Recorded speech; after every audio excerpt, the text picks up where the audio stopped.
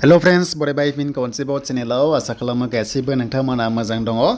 BTC सेक्रेटारियाव apply खालामबाय नामा? जुदि खालामदोंबा पेमेन्टआ साक्सेस जादों जायाखै एबा नोंनि एप्लाइआ साक्सेस जादों जायाखै बोरै नायनांगौ A to Z जों नायगोन लाइभ प्रुफ हिसाबै एन्ड सिलेबास एग्जाम आपडेट लोगोसे ग्रेड 4 फाइनाल रिजाल्ट आरो BTC फरेस्ट एबा grade 3 technical non technical exam माब्ला जागोन बेनि सायाव कभार खालामगोन।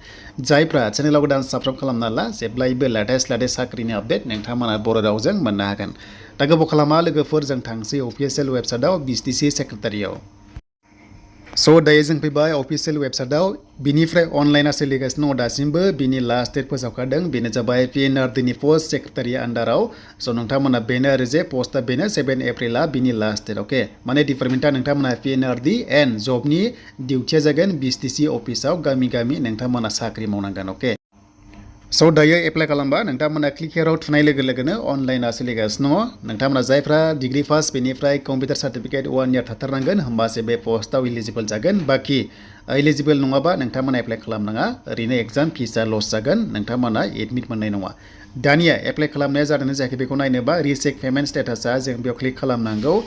दा जोङो क्लिक खालामसै आरो क्लिक खालामनाय लोगो लोगो जे नोंथाङा एप्लाइ खालामनाया साक्सेस जादोंना जायाखै जों बेखौ दायो लाइभ प्रुफ नायगोन अके।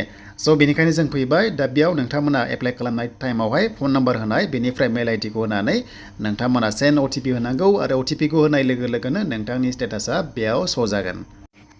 दायो नायदिनै बेनो जाबाय साक्सेस जाबाय नोंथांमोना एमाउन्टआ बेयाव 200 लिरदों नाथाय एग्जाम फिसआ पर्टेलाव थाङोबा नोंथांमोना 256 पइन्ट सामथिं नोंथांमोना होनांगौ माने गेटवे फिस दङ बेखिनिखौ जों STआ बेखिनिखौ जोङो पेमेन्टखौ खालामनांगोन आरो। दा जायफ्रा बेबायदि एक्सेप्ट जाबाय नोंथांमोना टेनसन गैला एडमिट 100% नोंथांमोना मोनगोन।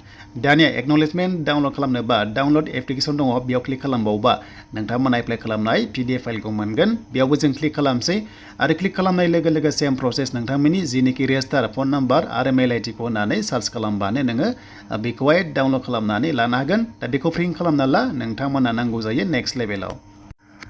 दानिया मस्ट इम्पर्टेन्टआ बेनो जे एग्जाम प्रसेस एग्जामा 85 नाम्बार अनलि एग्जाम कन्डाक्ट जागोन बड'लेण्ड इउनिभार्सिटियाव लागोन एन्ड 15 जाबाय अरेल टेस्ट दङ।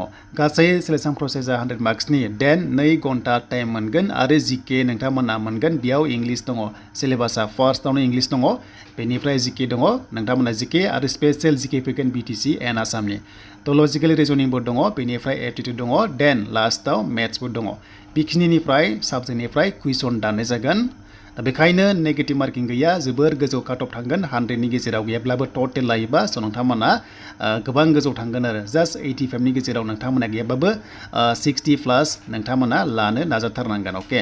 दा बेनो नोंथांमोननि सिलेक्सन प्रसेसा। दा बिनि मोनसे बाथ्रा बा फरेस्टनि प्लास 372 बेनिफ्राय 263 technical non technical grade 3 BTC एग्जामनि सायाव जोङो डिसकास खालामबा मोनसे जों एनालाइज लानो हायो बे एग्जामा माब्ला जाथावगोन होनोबा बेनो जाबाय दाथ' नैबे एप्रिलाव जानाय चान्स गैया। दा नोंथांमोना एप्रिलनि लास्ट उइकआव अफिसियेल नटिस मोननो हागौ बेनिफ्राय नोंथांमोना हमना ला फरेस्टनि फिजिकेल टेस्टबो जानो गोनां बे जाबाय एप्रिलनि लास्ट उइकआव जानो हागौ बाट मे आरो लोगोसे जुनावहाय ग्रेड 3 एग्जाम जानाय चान्सआ दङ BTCआव अके।